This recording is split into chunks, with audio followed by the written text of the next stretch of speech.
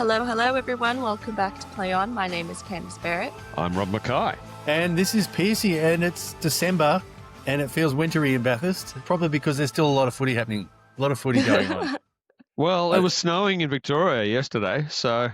Yeah. What? Yeah, I saw footage of a cyclist climbing up Mount Baw with an inch of snow on the ground. Yeah, go figure, right? Oh, it's funny. But then we're watching Sevens rugby in the In desert. Dubai. Yeah, And, in the desert. Watching And the it's South hot. Africans running red hot against the Welsh and red hot in every sense of the word. A little bit hot in form and a little bit hot in temper. Well, I Yes. think red is the theme of the week, isn't it? I don't know whether it's I see red see red from Split Ends, or it's just simply red, but there's definitely a musical theme that we can bring into play here. And just for the record, I know a couple of the Welsh players have got really round heads, but their heads are not bowling balls. You don't get to stick your fingers in the holes. Well, Agree. it's funny you should say that because there's a new ball coming out and it's very high tech, but it doesn't have eyes. Yeah, it doesn't have eyes. And I'm not surprised that one of the South Africans has gone a little bit over the top. They are specials at that. Aren't they a team that loves to belt a team when they're down? The South Africans, they are very, very terrible front runners. Well, I've seen people start to look at how it all started, and it seemed as though someone thinks that the Welsh were the ones trying to egg on the Saffas. Everyone's trying to try clip by clip of like all these different things. Yeah. So, And that's such a South African thing to do. Let's scrutinise the game. When we're in trouble, let's find someone else to be in trouble with us. It is classic deflection and distraction. I was They're actually so good at it. pleasantly surprised in the press conference, I've got to say. I was sitting there thinking, I wonder whether Rassie's going to try and defend this. Really rare to see such clear footage of someone's fingers going into an eye. Yeah. And I suspect his intention may not have been all pure, but I also suspect when he looks at that, he's going to go, oh, I got that one wrong. Yeah, you can't really get out of that, can Yeah. you? And the referees, well, the guy had to stop it anyway because they were fighting. Yeah, that was frustrating because they stopped Then he had to stopped stop the live play. It was Yeah. playing on, and a lot Yeah. of sports their philosophy on that is let them play because that'll be a better motivation for the players to rejoin the game. But in rugby, it kind of doesn't work when they pull out and form a melee. We do tend to stop the game. Well, I also think two things happened. Luke had his back to it, so he's obviously got a call. That's the first thing. And a live call was some, I don't want to say frantic, but it was a very clear message. Yeah. You need to stop. Play can't go on. Play can't go on. Stop. If it was 19 all in the 78th minute, you'd probably play on. But at 73-0, there's no benefit, right? Yeah, and with the TMO, we're always coming back and finding a penalty there. Like the chances of us actually playing on with anything beyond a melee like that were pretty slim. So I was, for me, right call to stop it. Even if it was 19 all, I think in reality these days we're coming back for it. Well, we're midfield as well. See, all the factors tells you to stop it, right? If you're near the line, pick and drive, minute to go, 19 all, you might deal with it differently, but we weren't. The game had gotten quite hot by that stage, and you're right, Candace. I don't think the Welsh were guilt free either. They were having the absolute bejesus kicked out of them, and they responded with some angst. And I get it. That's no one's winning there. But I mean, I watched a whole game because of it needed to be watched for lots of reasons. I didn't get the sense that there was a lot of heat in it. I really didn't. It was just one team belting the other team, and the Welsh could have turned on the niggle, and I don't think they did. They were just well beaten, and this blew up out of nowhere. I don't agree. I reckon there was some niggle from that sort of 60 minutes on. I think the Welsh were starting to get a little bit surly. I think something must have happened in the mall. That's a South African name for some of their Praetorian players, the bully boys. They were bullying. I think when you're doing that, you've got to expect some pushback at some stage. So it's a shame. It wasn't a great look. That's not how we want to finish our season. Yeah, let's not defend the indefensible here, though. Let's not go into that territory. Yeah, take your finger out of everyone's eyes. Full stop. Absolutely. And the sanction for that is quite significant. 4 weeks to 4 years, depending on how you want to grade it. Right? So what's your bet, Rob? Where do you think it's going to fall? Oh. Well, you've got to ask yourself whether I was it's... about to say, that's a quite vast sanction. I'll say accidental, which is low-end entry at 4 weeks, reckless or intentional. I mean, if I'm sitting on judiciary, that looks pretty intentional to me. So Your starting point for intentionals 12 weeks, and you max out at 208 weeks, i.e. 4 years. And interestingly, some of the social media stuff is saying, but the Welsh guys did it to him first. Yeah, which is what which means the Welsh guy also gets sanctioned. But if we're talking about accidental to deliberate, retaliation is deliberate. Yeah. That's the 4 years. So I think the South African social media has done themselves a huge disservice. Can I say that's stupid? Fancy that. The stupid South African.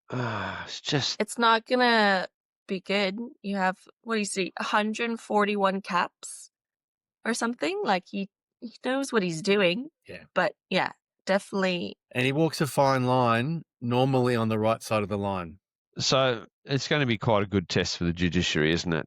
I don't want to be sitting on that judiciary. Good luck, gentlemen, ladies and gentlemen. Yeah.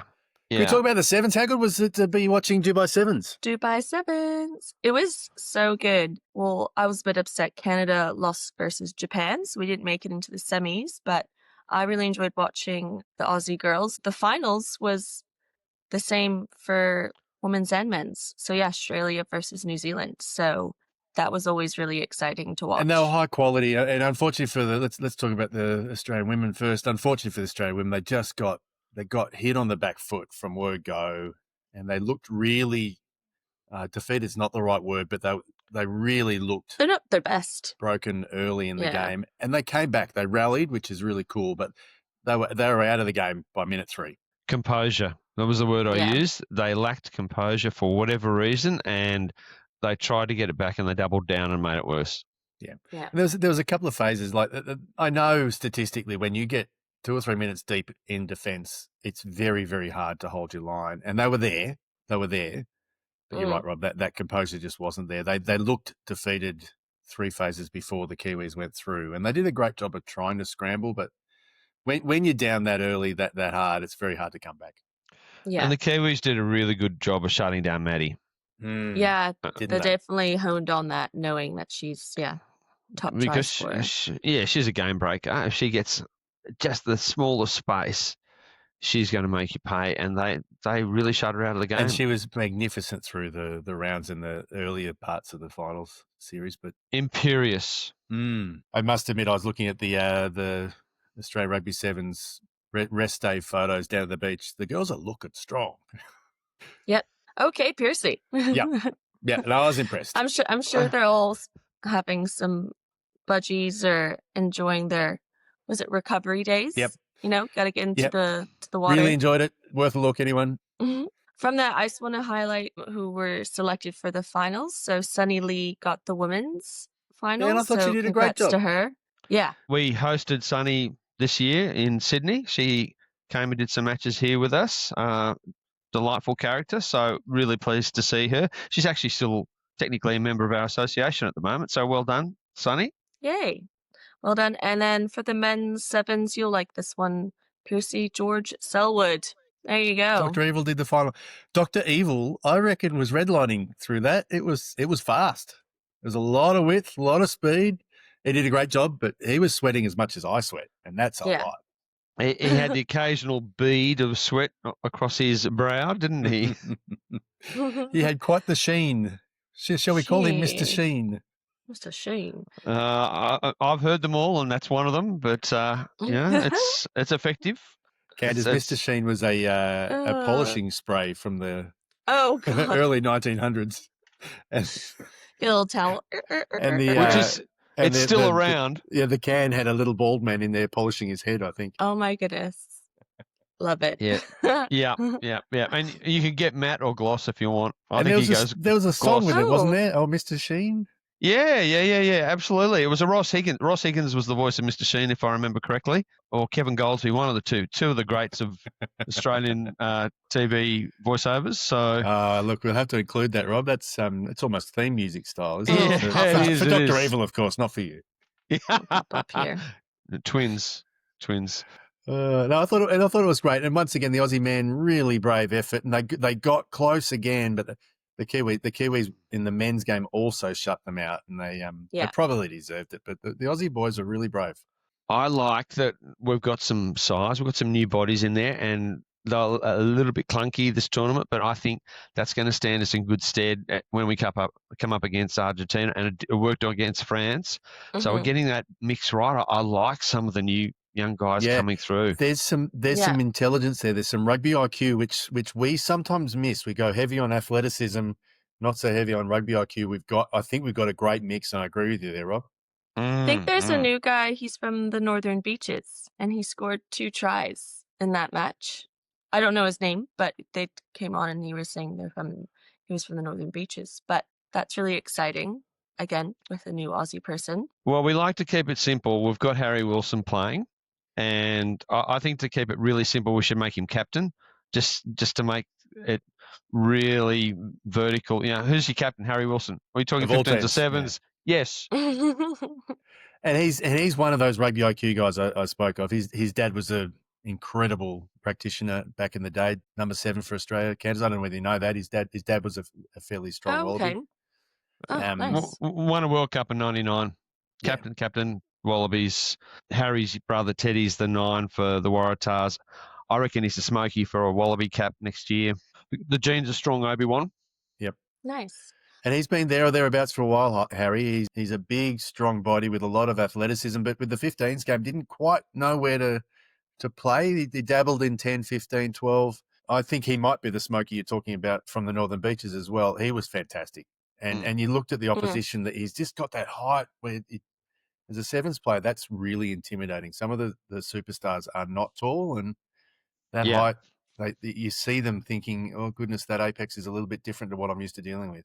I did want to bring up during the match right before halftime, there's like potential foul play. They ended up doing a TMO check, and then because they thought it was head on head, and it ended up being deemed that there was none. And then I think that's where Australia got a bit, I guess, annoyed because I think they had possession at the time, and then they just called it over, like the halftime, straight into halftime. So I think it'd be really, interesting. I think that was like, do you just sort of play on? Yeah, it's a coaching point. Regardless of what happens with the things you can't control, you just got to get on with your game. And that was one of those things. I think it probably warranted a penalty, but to call halftime was also a great thing for the flow of the game. That didn't feel right for 7s. Look, it was hard on everyone because in 7s you call it immediately. You're not wanting to play long advantage because you don't have time, right? So you've got to call it quickly. But Australia were going to score. So they've called it back, and as it turned out, there's nothing there. And you can't restart play because it happened after the clock. So it's half time. So it's just a bit clunky. It definitely was clunky. But the Australians need to move past that. Yeah, I know. I agree, Pearcey. It's just one of those unfortunate rugby things that happen sometimes. Yeah. You got to have that resilience to just move on regardless. I couldn't hear what the captain said to good old George there, but does not look happy. Yeah, and there's probably a reason you didn't hear it. It probably wasn't very nice. Yeah. Henry is very direct at times. Nice way to put it. Very good player. He's a bit of a blunt? No, I wouldn't go that far. No, but he doesn't miss leg day. That's all I say. He's looking. No. They're all looking strong. Yeah, he doesn't miss any day. Henry, he's a machine. I did have a moment where I was very glad to see the Kiwi runner was our old trainer Craig Twentyman back in the day. He was our fitness guy, strength and conditioning guy. He's now doing the Kiwi program. Good man. Shout out to Craig. He was one of the greats. Nice. Now on the wrong team. Now on the wrong team. Have you guys seen the clip? This is for whoever came 3rd place in the Dubai Sevens. This is for the men's. So it was France versus Fiji. Yep, and did see that. Poor AJ, he just got absolutely nailed by a French player. It's really worth good a tackle. look. Took it well. If everyone Googles AJ Jacobs, Jacobs, and tackled Dubai Sevens, I think was all I needed to do to find it. And he got one of the better shots I've seen a referee take, and he took it pretty well. I reckon he's going to be sore today. I reckon he might need to go and see the chiropractor. Oh, no. Seems like a pretty strong guy.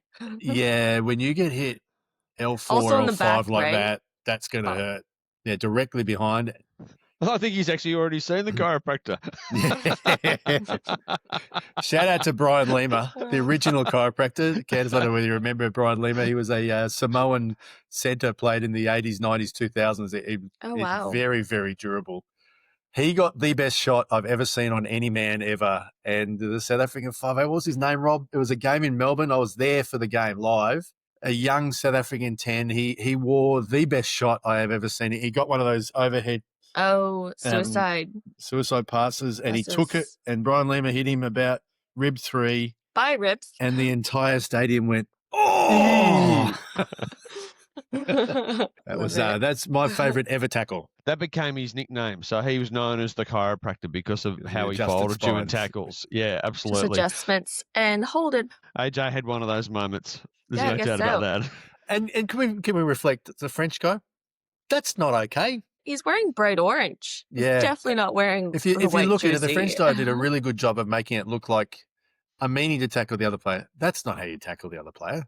No, the referee's not there. That is not what you do. Because you're losing doesn't mean you can tackle the referee. It should drop him for a defensive lapse, really. Yeah. So yeah, and also a slight positional lapse for AJ. Like he was not where he wanted to be. If you watch the dynamics of the play, there's probably not a lot of other choices. The Fijian guy did a very good job of using him. But, I find positioning in sevens so difficult, particularly at midfield, the crisscross, the zigzag, when they're trying to find space. I mean, there was a Fiji try earlier in the tournament. I don't know if you saw it. I think it had 59 passes, if I remember correctly. Yeah. It was nuts. Even by Fijian standards, it was nuts. So they didn't know what they were doing. They were just going... And they were probing. They were just probing for weaknesses, probing for fatigue, and it's so good to watch. Yeah. But it took forever, and knowing where to stand, there's no right place to stand. No, exactly. You've just got to try and give it a bit of space and hope like hell that you see the right things and don't get whacked, because the players and bodies moving everywhere at speed. Yeah, serious speed. And let's hats off to AJ. He wore it. He kept going. Yeah, I would have been laid up for 3 days. There's no way I'm taking that. Yeah. I also wanted to highlight, wasn't Rachel TMO? Yes. I definitely recognized her voice. She was busy. She got involved in lots of the matches. So highlight. Good on you, Rachel. Great work, Rachel. I don't know have you guys heard the rumor that Rachel may in fact be joining your association? Ba, ba, ba. She's heading to Mahood. Yeah. So she's... What a pickup for you guys. So excited. Yeah. I'm really pleased for her. Good job nearby. Oh, yeah, because it's school related. Yeah. She's... Nice. Yeah, so congratulations to Rach. I'm sure we'll see more of her. Friend of the pod, of course. You can hear her interview with us from earlier this year. Well worth a listen. I wanted to talk about something I haven't seen before, and it's a great debate from a modding point of view. It was in the semi-final between Australia and France in the men. Jubers came onto the field at halftime. Now, Jubers' coach, Gilbert, is the high-performance sevens coach. And he came onto the field and had a yarn to the MOs, the match officials. High-performance match official sevens coach. Yep. Yeah. He wasn't involved in either of the teams. It was the match official. And Jube is one of the great sevens referees. Yeah. He cut his teeth there before becoming one of the great 15s referees, and one of the great humans too. And went back and did some sevens as well. Yeah. So he is a great one. And Rob, I know we've spoken about this before. I love that. I always put the hat on. What does a coach do? And I'm not talking about a referee coach. I'm talking about a coach. If you're a running coach and you're running between heats and finals, you go and speak to your athlete between. If you're a player coach and you're allowed on the field at halftime, you go onto the field at halftime, you talk to your athletes. Why don't we do the same? And Jubers is very clearly about that. And he used to, in the shed at Super Rugby games, ring his coach at halftime. Really? Not groundbreaking. Why would you not take the opinion of a trusted advisor at halftime? I think it's just a change in how they're going about managing the process. Which we've always been worried about that visual of the referee taking on advice at halftime. Aren't we trying to maximise performance? It's an interesting debate, isn't it? Because we talk about this certainly at community level. Do you talk to your referee at halftime? And there's a real... I've always been advised no, unless there's a big safety concern. I think there's a know your athlete element to it, but also you've got to set it up the right way. So if it had been a surprise to Nick to see Jubers run onto the pitch, that would have been an issue. But they've obviously talked about it. It's part of the process. So there's a really, really important distinction there, though. Yeah, that's my point, right? they're refining the process. Everyone's in on it. The distinction, I suspect, is if you are walking onto the field at halftime on a suburban Sydney club game and you may have touched base with the referee on Thursday in prep and you don't know your athlete and you walk on at halftime, zip the lip. There's no value. You don't know your athlete. Jubers has probably done a preseason with these guys. He's definitely done a pre-tournament and a through-tournament workplay. He knows his athlete, and what's more important, he knows international sevens extremely well. That's the advice we need at halftime, someone who's in-house on campus with the athlete. That's the distinction for me. And when I say Jubers rang his coach, it was his coach, the seasoned coach, the one he'd had for 4 years. So don't just chime in with random facts. Chime in with meaningful advice to your athlete. Yeah, absolutely. And that connection piece. If you've got that connection, then it's a worthwhile discussion. Yep. And let's face it, you think about halftime in a referee change room at the elite level, everyone's self-coaching anyway because you've got a team of essentially 5 now because you've got your on-field 3 plus your TMO and foul play review, and they usually come down and they have you got 15 minutes. So you have a preset process, and some people like a minute of silence to gather their thoughts. Some people, do things. Other people just sit in their corners and then, right, boys, girls, what have we seen? What are we doing for the second half? What do we like about the first half? What do we need to work on? They don't have that in sevens. They've got 2 minutes. I would say it's really short, and I'm sure they still can have a tight process. How's my breakdown? Yeah, absolutely. How's my foul play? Yeah. How's my they space? have the 1 minute or 45 seconds if they want to quickly run through it. Yeah. It wasn't a long chat, and I didn't see much gesturing, so it would have been, how's this going? Yep. What about that? Okay. Game plan's right. Stick with it.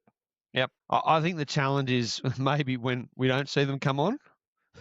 So does that mean when they're coming on, good things are happening or bad things are happening? Yeah. So I think the optics on that could be challenging. So I think that's got to be managed carefully because Jubes might be coming and saying, how are you going with heat? Do you need more liquids at kickoffs? It could be something like that as opposed to something else. So, and really, there's 3 pillars in sevens: physical, tactical, mental.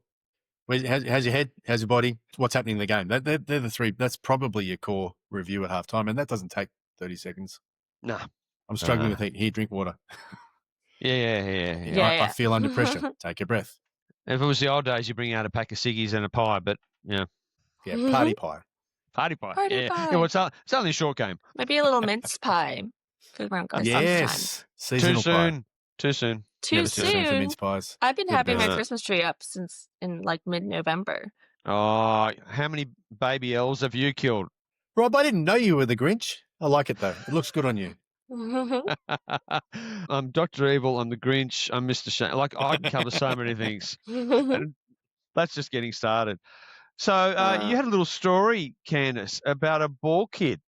Oh my goodness, yes. So Petty larceny, was it?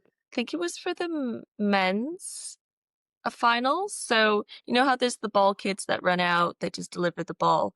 Some of these kids have been extra wild. Some have been doing cartwheels, jumping in. This guy delivers the ball, runs off. He has a shirt tucked into his shorts, and it's a South African shirt. And he just waves it around. He's so cheeky. But that's during the finals. So and of course they weren't playing in either of them. So yeah, very cheeky of this little boy, but I love it. Really enjoyed it. He won't do that again. I was checking to see how they reacted at the sideline. The people were just high-fiving and it's okay, back into the tunnel now. I love a little bit of expressionism for that stuff. It's great. Bring a bit of flavour. So I was just going to wrap up sevens and just say we've got the draw out for the Cape Town sevens coming up this week. So I've got back-to-back weekends. Mm-hmm. So, did I hear right? The Aussie squads had a 5 a.m. flight out. That's hectic. Ew. Quite possible. Finals on the Sunday finished, in the dark, and they were out early in the morning to get to Cape Town as early as possible. That's a hectic travel schedule, though. 24-hour airport, Dubai. So yeah, quite possible. Get into Cape Town ASAP, recover rather than try and recover in Dubai. I sort of get it, but yeah, tough day. Yeah, and flying flat in your business class seats, which I presume they are, that's actually not a bad way to get some extra sleep. Get on the plane early and just keep sleeping through. Yeah. So women's pools, we've got the Kiwis have Fiji, USA, and Great Britain in Pool A. And then Australia has Japan again, Canada, and France.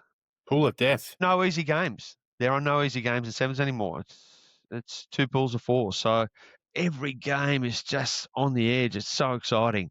And real yin and yang there. You look at some of the teams, they're really new, young. Some of the Great Britain women's team, they're all at sea, but they'll develop because they've got some teenagers there. Yeah, we haven't actually discussed that as a pod. The fact program. that the home nations have become one sevens team because they can't compete otherwise. It's just their programming. We can make all the excuses we want for them, Candace. They've dropped lots of funds for the sevens. I know Great Britain and Ireland as well were always having issues. Well, no, Ireland, separate team. Don't go there. Which part of Ireland are we talking? Yeah. Yeah. My goodness. Oh. I was just trying to think of what other teams I knew have been struggling with. Well, the fact that Scotland don't have their own team, they were one of the groundbreaking sevens teams initially. Like that, they had one of the best sevens programs back in the 80s, 90s, and they basically don't have a program anymore, which is sad. Yeah. There's a lot of stuff going on behind the scenes in sevens. So in a while, yeah. Let's see how the new format goes for this year, and hopefully that brings everyone back together again. So on the male side of the draw, we have the Kiwis with South Africa, Fiji, and Great Britain in their pool. So that'll be an interesting pool. South Africa are always good in Cape Town, not surprisingly. And then Australia's got France. France in Dubai, okay? They lost one of their pool games. Then they came out against Argentina, who are defending champions, and put 59 points on them. And then we beat them 14-0. Like, it's just so Rocks and French. diamonds. So Rocks and diamonds. Yeah, it is so French. So Australia, France, Spain, and Argentina. And Argentina's a bit of a bogey team for us, so it'd be really interesting to see if our physicality can step up to what the Argentinians offer. I don't know what happened to the Argentinians in the French match, so hopefully they can do that when they play us. Can I say there would have been a lot of hand gestures? Oui, si. Yeah, maybe even. We had some rugby news that we didn't finish as well, Candace. So shall we circle back? Shall we circle back before we move on to wrapping up some of the 15 stuff? Yeah. So the Rugby World Cup draw, that's really exciting. Get excited. We were just talking, Rob. Where is it? It's right just down the road from you. And you guest of honour, I believe. Yes. Wearing a short skirt, pulling the ping pong balls out of the. Shh. Don't blow my cover. So we're recording this on a Tuesday. The poll will probably drop about the same time as the draw, which is Wednesday night. It's at the Channel 9/Stan Studios in North Sydney and you can watch it live. You can watch it live. It's on, I believe, free to air and Stan. So it'll be going global. There's a cast of thousands there. I think Alicia Quirk's there, Slips is there, Brett Robinson will be there, and others. So it's going to be big. And the fate of 24 teams is going to be decided on Wednesday night. So really looking forward to that. That'll be exciting. I saw on Wayne Barnes' Instagram, you know how he said that he wouldn't referee another match because he wanted to leave it on a high with Never's the a World long Cup. time.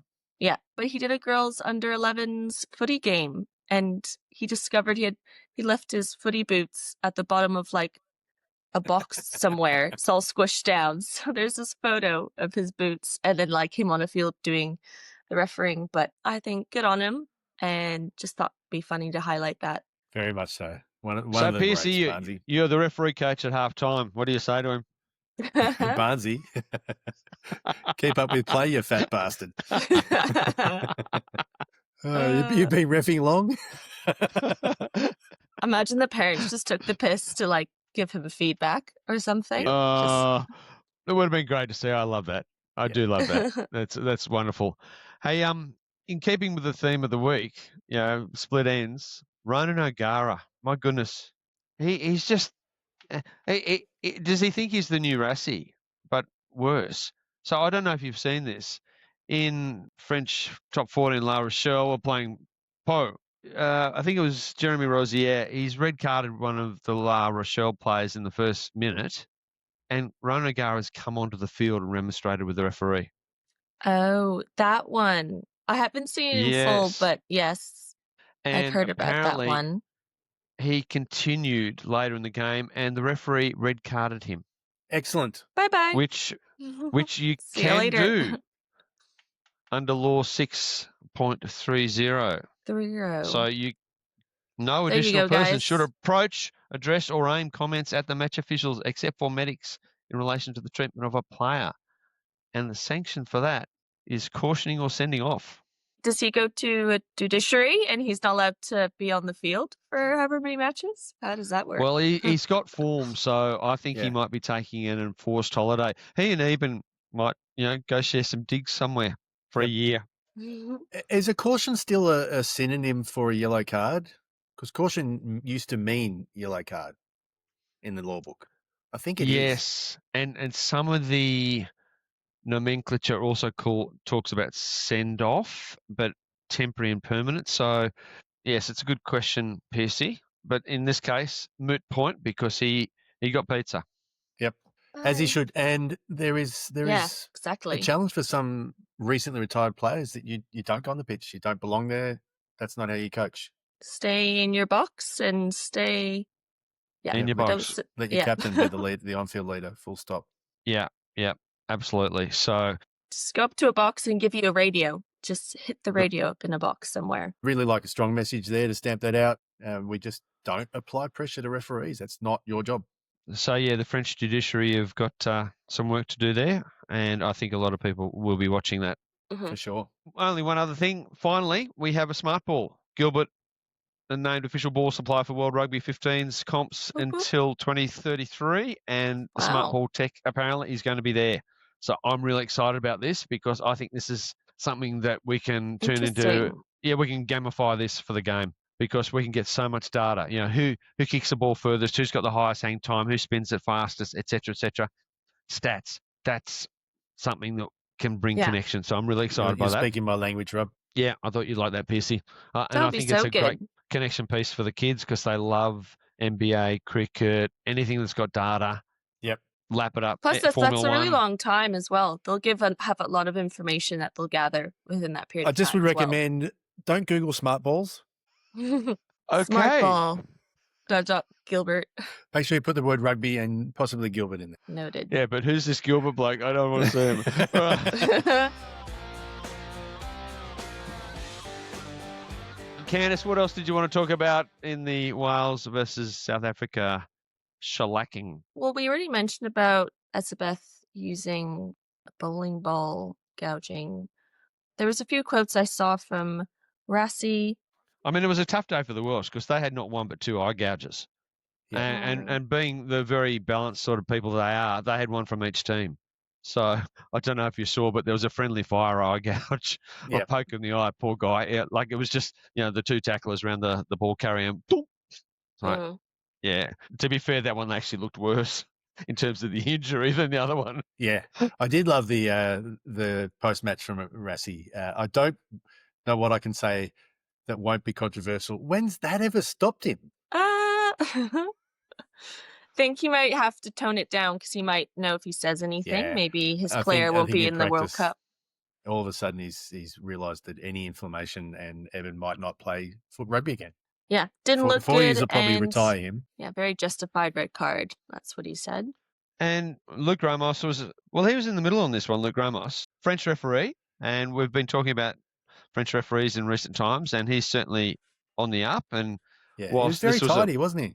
Nice tidy little game. Given the scoreline, there was nothing of consequence that he had to worry about, but he did referee very well. I was quite impressed with him. I forgot that I wrote my note about how well he was working around the goal line. He was always facing, and the players are coming towards him in the goal line, so he had a very clear grounding for everything, and I think he worked very well with that. Most people just stand on the line and they go behind the ruck. He was just working his way around. Yeah, it looked really good. He was just really calm. He was unflappable. I know it was a blowout, but still, it's one of those matches where, we saw what happened. He was calm throughout. I really liked his manner. At one stage, he said to the players, I don't want that. No. Don't want that. No. But he doesn't really have that. He's not stereotypically French. You wouldn't pick him as French in a lineup. He doesn't have a moustache and smell of garlic?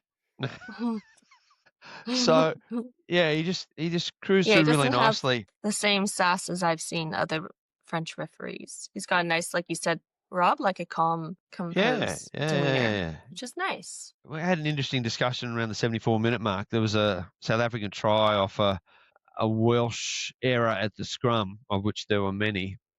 The decision was around whether the ball was out or not. Shitting? What was that? Well, you know, that wasn't tidy, and I don't know whether they got the right Yeah. result. But at the 74 minutes, when the score's that much, honestly, who cares? Mhm.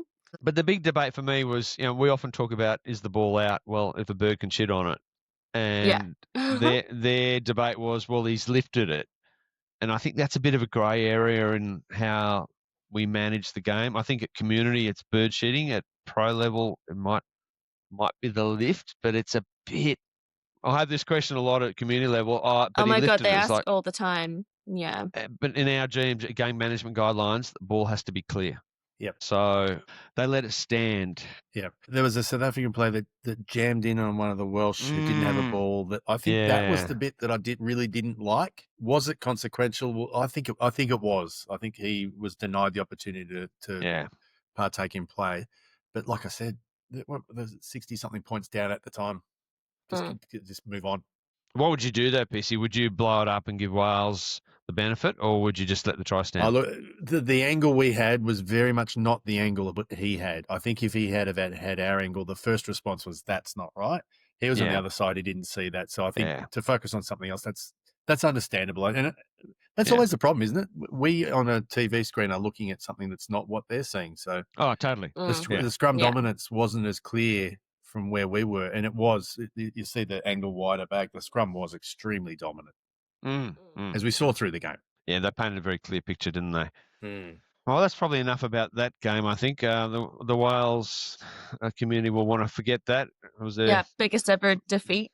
Dun, dun, dun. Yeah, we were talking last week about. I don't want the revisit of that horrible game last week. I wouldn't like to referee that game, and I wouldn't like to referee the return South Africa v Wales. I think that's going to have some spice that you're probably better off watching rather than being a part of. The blacklist is growing, isn't it? Yeah.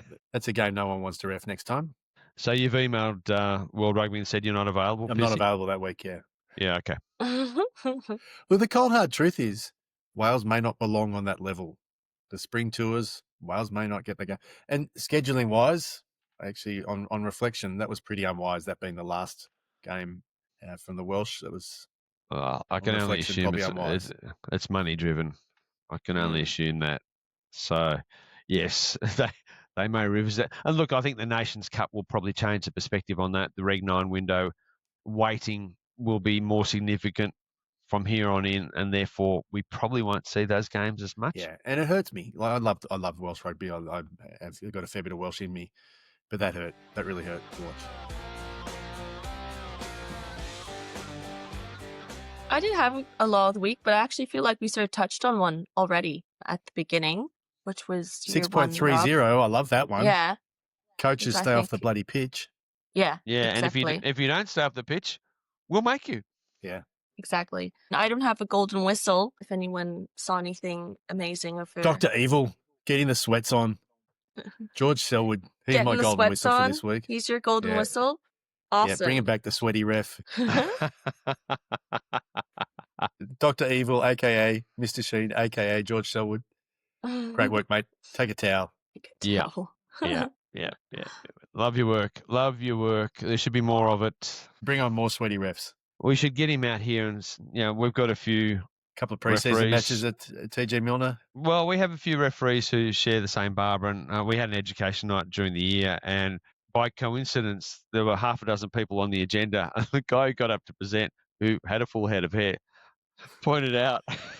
Yes, the commonality. I do remember that. I didn't get the memo. I'm supposed to shave my head, and I think I might have been in the front row, so he came and rubbed the top of my head as an example, and it was very, very funny. So I reckon we get George out, throw him in the mix to see if anyone notices. Yeah, really love that idea. Yeah, me too. Are you guys doing anything exciting over the next few weeks for the holidays? Well, and obviously, Rob, you're involved with the stuff this week. Yeah, tomorrow night is exciting, Rob. I look forward to seeing which ping pong ball you draw out for the Wallabies. I haven't decided which skirt to wear, so Wear the red one. Racy red hot. it highlights my legs. Yeah. Candace, I'm off to Nation's capital next week for a leadership seminar, which I'm quite excited about. But other than that, just staying around home, hoping the weather turns a bit warmer. How about you? We have our first Zoom meeting.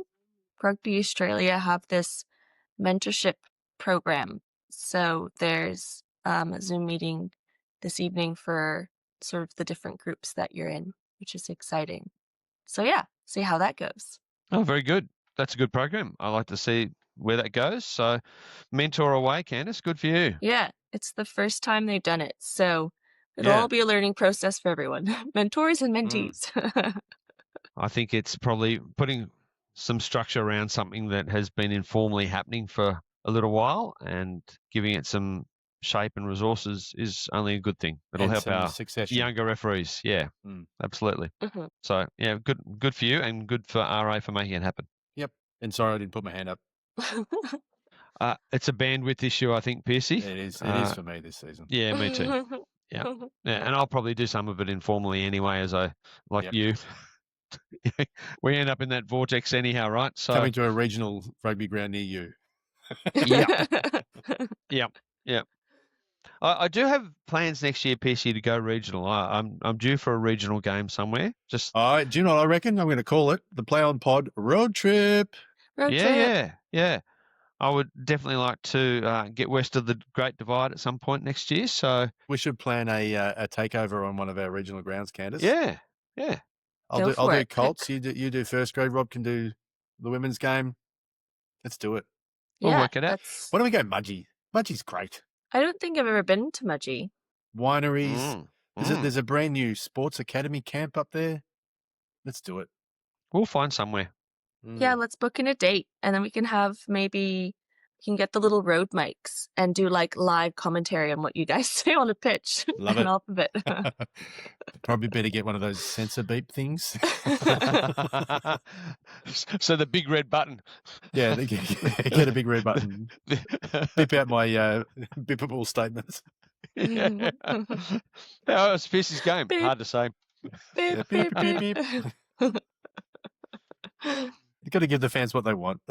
Yeah. It's all about the peeps. Yep. Well, just so everyone knows, we're going to launch some of our guest pod as well over the December period. And then also there'll be a mini pod coming out as well. And if anyone has ideas for future guests, please send it through to us. We're always happy to listen to your ideas. And even we have ones from Australia typically, but if anyone has a contact in other areas such as New Zealand or... Yeah, send me Dr. Evil's number. I'd like to interview him.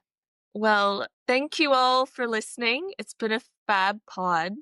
And I'm so excited for what's going to come this week in terms of the draw. And yeah, look forward to hearing how that goes, Rob. Yeah, Rob, can you please get us a good pool? That's going to be critical to whether or not we make the second week of the World Cup. I'm on it. Pull some strings for us, mate. I'm going undercover. Thank you, Candace, for a wonderful season. You were sensational as always, our fearless leader. Rob, thanks, guys. We're working upwards, trending upwards. Well, consistent throughout the year, though, Pearcey. Consistency is all we ask for. To everyone out there, have a safe and happy break. If you don't hear from us again before the calendar ticks over, may you get what you deserve. Yes. I'll be getting a lump of coal, we all know that, but thank you from the bottom of our hearts for the support, team. Thank you. Thank you all. Onwards and upwards. See you later.